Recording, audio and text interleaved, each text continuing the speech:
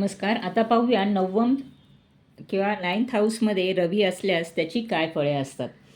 या स्थानातील रवी व्यक्तीस धर्मकृत्यपरायण, व्यवहारात चतुर, मान मान्यता व प्रतिष्ठावान बनवतो.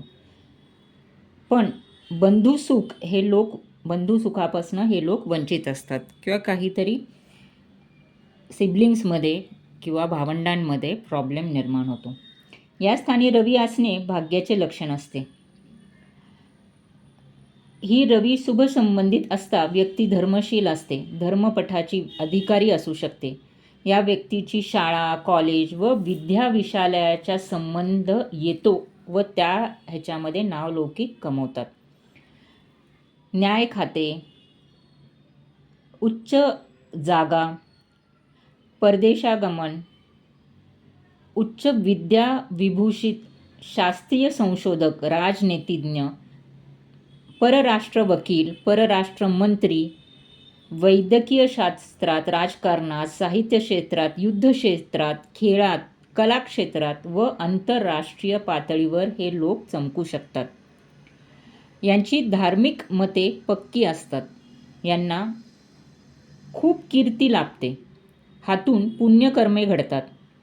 गुरुच्या राशीत धर्म, शिक्षण, न्याय, अर्थक्षेत्रात, बुधाच्या राशीत प्रकाशन व लेखन क्षेत्रात, मंगळाच्या राशीत युद्ध, रसायन, इंजिनिअरिंग इत्यादी क्षेत्रात प्रसिद्धी मिळतेच.